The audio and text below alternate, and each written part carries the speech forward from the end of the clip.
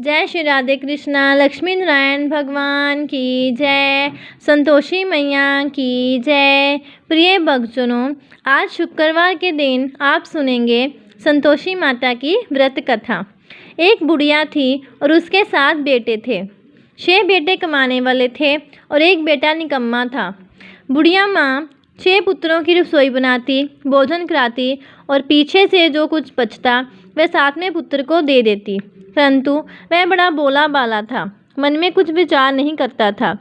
एक दिन वह उसकी बहू से बोला, देखो मेरी माता का मुझ पर कितना प्रेम है। वह बोली, क्यों नहीं, सबका जूठा बचा हुआ तुमको खिलाती है। वह बोला, ऐसा भी हो सकता है क्या? मैं जब तक आँखों से ना देखूं मान नहीं सकता। बहू ने हंसकर कहा, देख लोगे तब तो मानोगे। कुछ दिन बाद बड़ा त्योहार आया। घर में 7 प्रकार के भोजन और चूरमा के लड्डू बने। वह जांचने को सर के दर्द का बहाना कर पतला कपड़ा सिर पर ओढ़कर रसोई घर में सो गया और कपड़े में से सब देखता रहा। शेहोबाई भोजन करने आए। उसने देखा माँ ने उनके लिए सुंदर सुंदर आसन बिछाए, 7 प्रकार की रसोई परोसी। वे आग्रह करके जिमाती रही। वह देखता रहा। शेहोबाई भोजन करके उठे तब माँ ने उनकी जूठी थालियाँ में से लड्डुओं के टुकड़ों को उठाया और एक लड्डू बनाया। जूठन साफ करके बुढ़िया माँ ने पुकारा, उठ बेटा, शेहोबाई भोजन कर गए, अब तू ही बेटा बाकी है, उठ और तू कब खाएगा? वह कहने लगा, माँ मुझे भोजन नहीं करना, मैं परदेश जा रहा हूँ। माता ने कहा, कल जाता तो आज ही जा। वह बोला, हाँ हाँ आज ही जा रहा हूँ। यह कहकर वह घर से निकल गया। चलते समय उसे बहू की याद आई। वह गौशाला में कंडे थाप रही थी। वह उसे जाकर बोला कि मेरे पास तो कुछ नहीं है, ये अंगूठी है सो ले लो और अपनी कुछ निशानी मुझे दे दो। वह बोली कि मेरे पास क्या है, ये गोबर भरा हाथ है। यह कहकर उसकी पीठ में गोबर के हाथ की थाप मार दी और वह चल दिया। चलते चलते दूर देश में पहुंचा। वहां पर एक साहूकार की दुकान थी। वहां जाकर बोला, भाई मुझे नौकरी पर रख लो। साहूकार को नौकर की ज़रूरत थी। साहूकार उससे बोला, तू नौकरी पर रह जा। लड़के ने पूछा, तनख्वाह क्या रहेगी? साहूकार ने कहा, काम देखकर दाम मिलेंगे। साहूकार की नौकरी मिल गई। वह सवेरे 6 बजे से रात्रि 12 बजे तक नौकरी करने लगा। कुछ दिनों में दुकान का लेन देन, हिसाब किताब, ग्राहकों को माल बेचना, सारा काम करने लगा। साहूकार ने 7-8 नौकर थे। वह सब चक्कर खाने लगे कि ये नया नौकर बहुत होशियार बन गया है। सेठ ने भी काम देखा और 3 महीने के अंदर ही उसे मुनाफे का साझेदार बना लिया। 12 वर्ष में वह नामी सेठ बन गया और मालिक सारा कारोबार उस पर छोड़कर बाहर चला गया। अब बहू पर क्या बीती वह सुनो। सास ससुर उसे दुख देने लगे। सारी गृहस्थी का काम करा के उसे लकड़ी लेने जंगल में बेचते। इस बीच घर की रोटियों के आटे से भी जो भूसी निकलती उसकी रोटी बनाकर रख दी जाती और फूटे नारियल की नरेली में पानी। इस तरह दिन बीतते रहे। एक दिन वह लकड़ी लेने जा रही थी कि रास्ते में बहुत सी स्त्रियां संतोषी माता का व्रत करती दिखाई दी। वहाँ एक खड़ी होकर कहने लगी, बहनों ये तुम किस देवता का व्रत करती हो और इसके करने से क्या फल होता है? इस व्रत के करने की क्या विधि है? यदि तुम अपने इस व्रत का विधान मुझे समझाकर कहोगी तो मैं तुम्हारा बड़ा एहसान मानूंगी। तब उनमें से एक स्त्री बोली, सुनो, ये संतोषी माता का व्रत है। इसके करने से निर्धनता दरिद्रता का नाश होता है, लक्ष्मी आती है, मन की चिंताएं दूर होती है, घर में सुख होने से मन को प्रसन्नता और शांति मिलती है, पुत्र मिलता है, प्रीतम बाहर गया हो तो शीघ्र आता है, कुंवारी कन्या को मनपसंद वर मिलता है, राजद्वार में बहुत दिनों में मुकदमा चलता हो तो वह भी खत्म होता है, कलह क्लेश की निवृत्ति हो, सुख शांति हो, घर में धन जमा हो, पैसा जायदाद का लाभ हो और भी मन में जो कुछ कामना हो वह सब इस संतोषी माता की कृपा से पूरी होती हैं। स्त्री कहने लगी, 1.25 आने का गुड़ चना लेना, इच्छा हो तो 5.25 आने का लेना, जहाँ 1 रुपये का भी सहूलियत के अनुसार ही लेना। बिना परेशानी, श्रद्धा और प्रेम से जितना भी बन सके सवाया लेना। 5.25 पैसे से 5.25 आने तथा इससे भी ज़्यादा शक्ति और भक्ति के अनुसार ले लेना। हर शुक्रवार को निराहार रहकर कथा कहना और सुनना। इसके बीच क्रम टूटे नहीं, लगातार नियम पालन करते रहना। सुनने वाला कोई ना मिले तो घी का दीपक जलाकर उसके आगे जल के पात्र को रखकर कथा कहना, परंतु नियम ना टूटे। जब तक कार्य सिद्ध ना हो नियम पालन करना और कार्य सिद्ध हो जाने पर व्रत का उद्यापन करना। 3 मास में माता फल पूरा करती है। यदि किसी के खोटे ग्रह हो तो भी माता 1 वर्ष में अवश्य कार्य सिद्ध करती है। कार्य सिद्ध होने पर ही उद्यापन करना चाहिए, बीच में नहीं करना चाहिए। उद्यापन में 2.5 शेर आटे का खाजा तथा इसी अनुसार से खीर तथा चने का साग बनाना। 8 लड़कों को भोजन कराना। जहाँ तक मिले देवर, जेठ, भाई, बंधु, कुटुंब के लड़के लेना। ना मिले तो रिश्तेदार और पड़ोसियों के लड़के बुलाना। उन्हें भोजन कराकर यथाशक्ति दक्षिणा देना और माता का नियम पूरा करना। उस दिन घर में कोई खटाई नहीं बनाना। ये सब सुनकर बुढ़िया की बहू वहाँ से चल दी। रास्ते में लकड़ी के बोझ को बेच दिया और उन पैसों से गुड़ चना लेकर माता के व्रत की तैयारी करने लगी। आगे चली और सामने मंदिर है, ये सुनकर माता के मंदिर में जाकर माता के चरणों में लौटने लगी। इसके बाद वह माँ से विनती करने लगी कि हे माँ, मैं निपट मूर्ख हूँ, व्रत के नियम कुछ नहीं जानती हूँ, मैं बहुत दुखी हूँ। हे माता जगजननी, मेरा दुख दूर करो, मैं आपकी शरण में हूँ। माता को दया आई। एक शुक्रवार बीता कि दूसरे शुक्रवार को ही इसके पति का पत्र आया और तीसरे को उसको भेजा हुआ पैसा भी आ पहुँचा। ये देखकर जेठानी मुँह सिकोड़ने लगी। इतने दिनों में इतना पैसा आया, इसमें क्या बढ़ाव है। लड़के ताने देने लगे कि काकी के पास अब पत्र आने लगे, रुपए आने लगे, अब तो काकी की खातिर बढ़ जाएगी, अब तो काकी बुलाने से भी नहीं बोलेगी।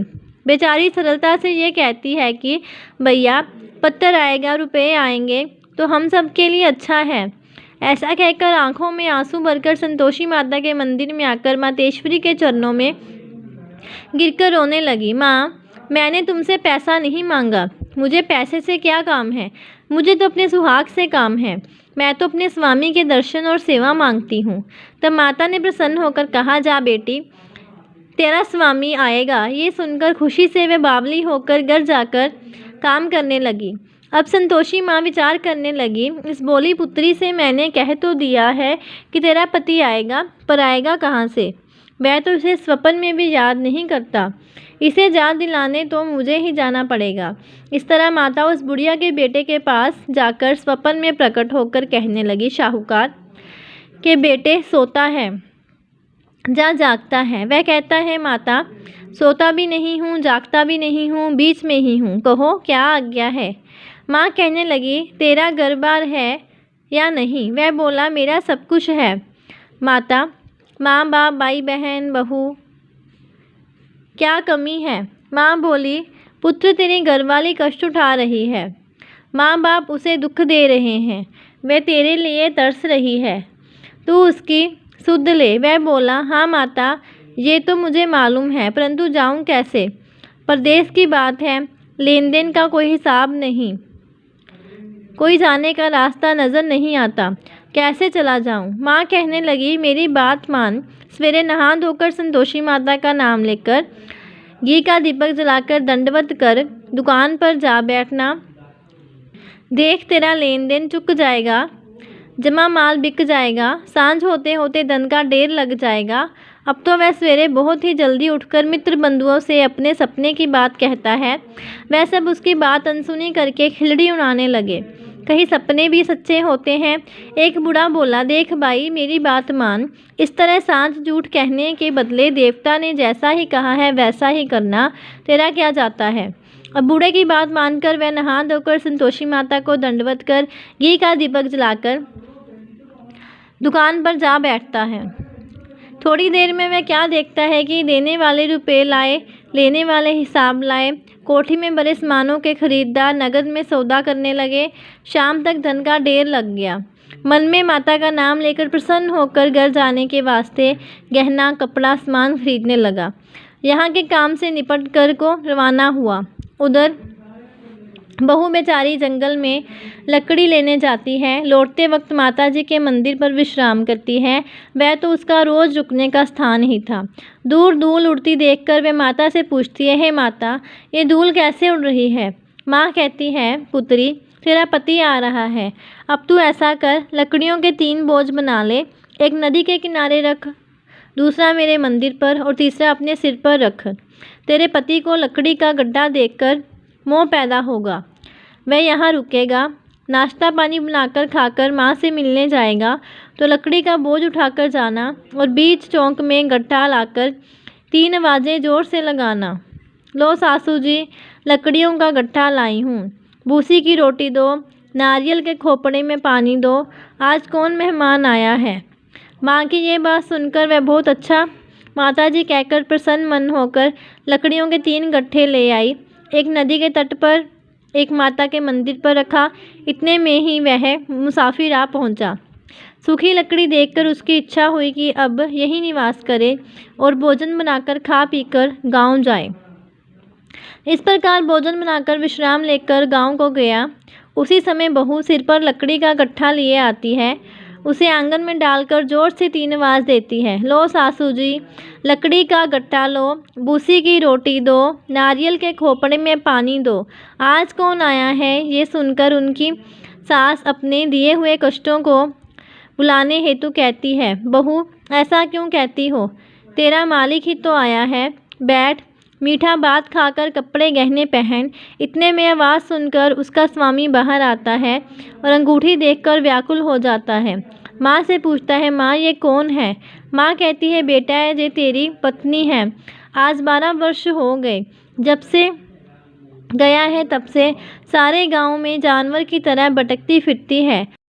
कामकाज करता कुछ करती नहीं, 4 समय आकर खा जाती है। अब तुझे देखकर भूसी की रोटी और नारियल के खोपड़े में पानी मांगती है। वह लज्जित होकर बोला, ठीक है माँ, मैंने इसे भी देखा और तुम्हें भी। अब मुझे दूसरे घर की चाबी दो तो मैं उसमें रहूँगा। ठीक है बेटा, जैसी तेरी मर्जी। ये कहकर माँ ने चाबी का गुच्छा उसे दे दिया। उसने लेकर दूसरे कमरे को खोलकर सारा सामान जमाया और एक दिन में ही वहाँ राजा के महल जैसा ठाट बाट बन गया। अब क्या था, वह सुख भोगने लगी। इतने में अगला शुक्रवार आया। उसने अपने पति से कहा, मुझे माता का उद्यापन करना है। उसका पति बोला, बहुत अच्छा, कर लो, अपनी खुशी से ये भी कर लो। तुरंत ही वह उद्यापन की तैयारी करने लगी। जेठ के लड़के को भोजन के लिए कहने लगी। उसने मंजूर किया, परंतु पीछे जेठानी अपने बच्चों को सिखाती है, देखो, भोजन के समय सब लोग खटाई मांगना, जिससे इसका उद्यापन पूरा ना हो। लड़के खाना खाने आए, खीर पेट भरकर खाई, परंतु बात याद आते ही कहने लगे, हमें कुछ खटाई खाने को दो, खीर खाना हमें बाता नहीं। ये देखकर रुचि होती है। बहू कहने लगी, खटाई किसी को नहीं दी जाएगी, ये तो संतोषी माता का प्रसाद है। लड़के उठकर खड़े हुए और बोले, पैसे लाओ। बोली बहू कुछ जानती नहीं थी, सो उन्हें पैसे दे दिए। लड़के उसी समय उठकर इमली लेकर खाने लगे। ये देखकर बहू पर माता ने कोप किया। राजा के दूत उसके पति को पकड़ कर ले गए और जेठ जेठानी मन माने खोटे वचन कहने लगे। लूट लूट कर धन इकट्ठा कर लिया था, सो राजा के दूत उसे पकड़ कर ले गए हैं। अब सब मालूम हो जाएगा जब जेल की रोटी खाएगा। बहू से ये वचन सहन नहीं हुआ। रोती रोती माता के मंदिर में गई और बोली, हे माता, तुमने ये क्या किया? साकर क्यों रुलाती हो? माता बोली, पुत्री, तूने उद्यापन करके मेरा व्रत भंग किया, इतनी जल्दी सब बातें भुला दी। वह कहने लगी, माता, भूली तो नहीं हूँ, ना कुछ अपराध किया है। मुझे तो लड़कों ने भूल में डाल दिया, मैंने भूल से उन्हें पैसे दे दिए, मुझे क्षमा करो। माँ बोली, ऐसे भी कहीं भूल होती है? वह बोली, माँ, मुझे माफ़ कर दो, मैं फिर तुम्हारा उद्यापन करूँगी। माँ बोली, अब भूल मत करना। वह बोली, अब भूल नहीं करूँगी। माता, अब बताओ वे कैसे आएंगे? माँ बोली, जा पुत्री, तेरा मालिक तुझे रास्ते में ही आता मिलेगा। वह निकली। रास्ते में पति आता मिला तो उसने पूछा, तुम कहाँ गए थे? वह कहने लगा, इतना धन जो कमाया है उसका टैक्स राजा ने मांगा था, वह भरने गया था। वह प्रसन्न होकर बोली, अच्छा हुआ, अब घर चलो। कुछ दिन बाद फिर शुक्रवार आया तो वह बोली, मुझे माता का उद्यापन करना है। पति ने कहा, कर लो। वह फिर जेठ के लड़कों से भोजन को कहने लगी तो जेठानी ने एक दो बातें सुनाई। लड़के सिखा दिए कि तुम पहले ही खटाई मांग लेना। लड़के कहने लगे कि हमें खीर खाना नहीं भाता, कुछ खटाई खाने को दो। तो बहू बोली, खटाई खाने को नहीं मिलेगी, खाना हो तो खाओ।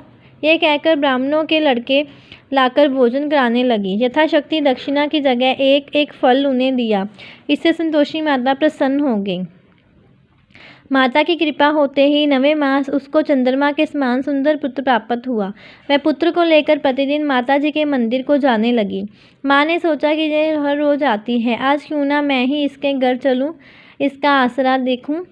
तो सही ये विचार कर माता ने भयानक रूप बनाया। गुड़ और चने से सना मुख, ऊपर से सुंड के समान होंठ, उस पर मक्खियाँ बिनबिना रही हैं।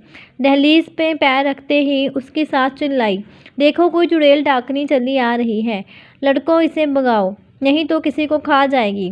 लड़के डरने लगे, चिल्लाकर खिड़की बंद करने लगे। बहू रोशनदान में से देख रही थी। प्रसन्नता से पागल होकर चिल्लाने लगी कि आज मेरी माता मेरे घर आई है। ये कहकर बच्चे को दूध पिलाने से हट जाती है। इतने में सास का क्रोध फूट पड़ा। वह बोली कि इसे देखकर कैसे उतावली हुई है, जो बच्चे को पटक दिया। इतने में माँ के प्रताप से यहाँ देखो वहाँ लड़के ही लड़के नजर आने लगे। बहू बोली, माँ जी मैं जिनका व्रत करती हूँ ये वह संतोषी माता है।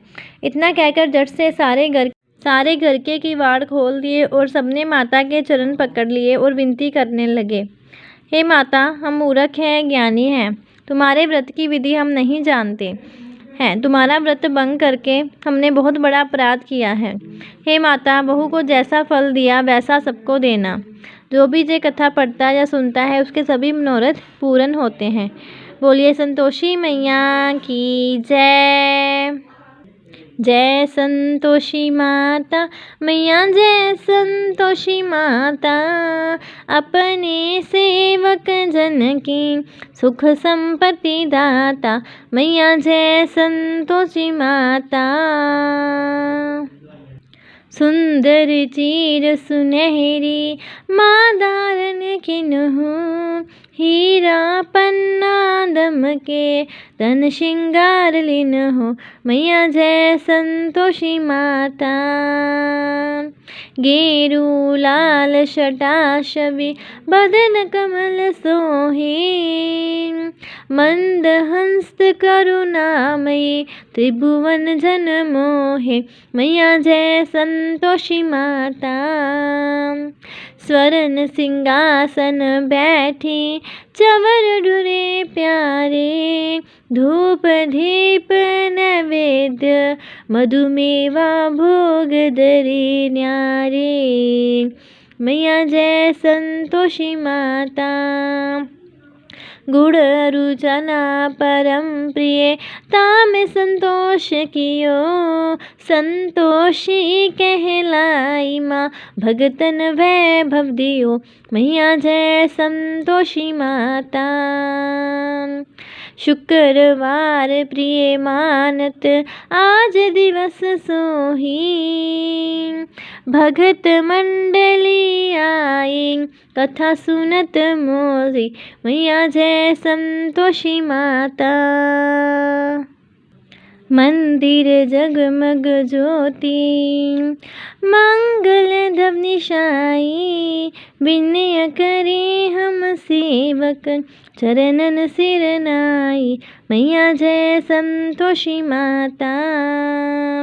भक्ति भाव में पूजा अंगीकृत कीजे, जो मन बसे हमारे इच्छत फल दीजे मैया, जय संतोषी माता। दुखी दरिद्री रोगी संकट मुक्त किए, बहुधन धान्य भरे घर सुख सौभाग्य दिए मैया, जय संतोषी माता। ध्यान धरे जो तेरा वांछित फल पायो, पूजा कथा श्रवण कर घर आनंद आयो, मैया जय संतोषी माता। चरण गहे की लज्जा रखियो जगदम्बे, संकट तू ही निवारे दयामयी माँ अम्बे, मैया जय संतोषी माता। संतोषी मैया की आरती जो कोई जन गावे, रिद्धि सिद्धि सुख संपत्ति जी भर के पावे। मैया जय संतोषी माता, मैया जय संतोषी माता। अपने सेवक जन की सुख संपत्ति दाता, मैया जय संतोषी माता, मैया जय संतोषी माता। बोलिए संतोषी मैया की जय, बोलिए लक्ष्मी नारायण भगवान की जय। प्रिय भक्तजनों, ऐसी और कथाएं सुनने के लिए और जानकारी प्राप्त करने के लिए चैनल को सब्सक्राइब करें और वीडियो को ज़्यादा से ज़्यादा शेयर करें। जय श्री राधे कृष्णा।